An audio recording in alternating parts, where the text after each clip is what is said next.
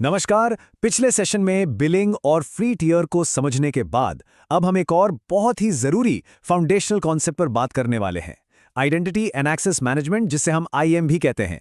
देखिए, कोई भी सर्विस डिप्लॉय करने से पहले यह समझना सबसे जरूरी है कि गूगल क्लाउड में एक्सेस, परमिशंस और सिक्योरिटी आखिर काम कैसे करते हैं।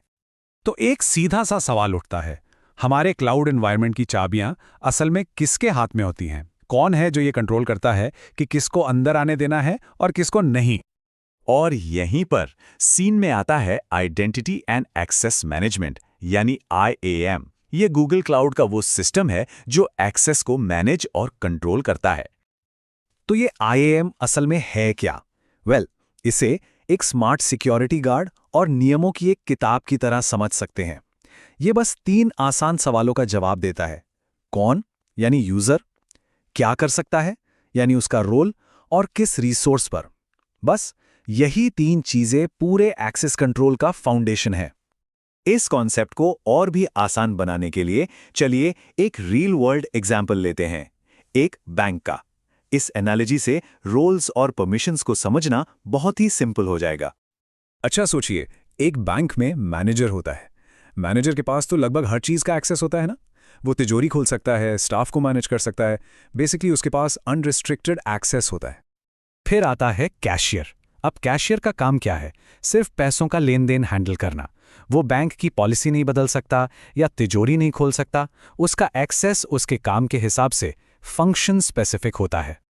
और आखिर में सिक्योरिटी गार्ड। उसका काम तो बस निगरानी रखना है। कौन आ रहा है, कौन जा रहा है। वो किसी ट्रांजैक्शन में या बैंक के अंदरूनी मामलों में इंटरफियर नहीं कर सकता। उसका एक्सेस सिर्फ ऑब्जर्वेशन ओनली है। तो देखा, ये बैंक का उदाहरण GCP के 3 बेसिक रोल्स पर बिल्कुल फिट बैठता है। बैंक मैनेजर वो है ओनर रोल, जिसके पास फुल एक्सेस है। कैशियर एक एडिटर की तरह है जो चेंजेस कर सकता है। और सिक्योरिटी गार्ड वो है व्यूअर रोल, जो सिर्फ देख सकता है, कुछ बदल नहीं सकता। ओके, अब जब ये एनालॉजी क्लियर हो गई है तो चलिए आईएएम के एक्चुअल टेक्निकल कंपोनेंट्स को समझते हैं जिनसे ये पूरा सिस्टम बना है। IAM के 2 मेन पिलर्स हैं। पहला है आइडेंटिटी, मतलब कौन। ये कोई इंडिविजुअल यूजर हो सकता है, यूजर का एक ग्रुप हो सकता है, या फिर कोई एप्लीकेशन भी हो सकती है जिसे हम सर्विस अकाउंट कहते हैं। दूसरा पिलर है रोल, मतलब क्या। ये बताता है कि उस आइडेंटिटी को क्या करने की परमिशन है, जैसे ओनर, एडिटर या व्यूअर। लेकिन कौन और क्या को आपस में जोड़ता कौन है? वो ग्लू है पॉलिसी। पॉलिसी ही वो रूल है जो एक आइडेंटिटी को एक रोल के साथ एक स्पेसिफिक रिसोर्स पर बाइंड करती है। ये एक्सेस की पूरी स्टेटमेंट को कंप्लीट करती है। चलिए एक क्विक एग्जांपल देखते हैं। मान लीजिए आइडेंटिटी है मेहर, उन्हें रोल दिया गया है व्यूअर का, और ये रोल किस रिसोर्स पर है? प्रोजेक्ट एक्स पर। तो इन तीनों को मिलाकर एक IAM पॉलिसी बनती है।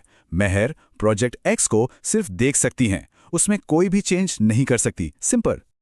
अब बात करते हैं उस सिचुएशन की जब आईएएम को ठीक से कॉन्फ़िगर नहीं किया जाता। रियल वर्ल्ड में छोटी छोटी गलतियां भी बहुत बड़ी प्रॉब्लम्स क्रिएट कर सकती हैं। एक बहुत ही कॉमन प्रॉब्लम है कन्वीनियंस के लिए किसी को जरूरत से ज्यादा परमिशंस दे देना।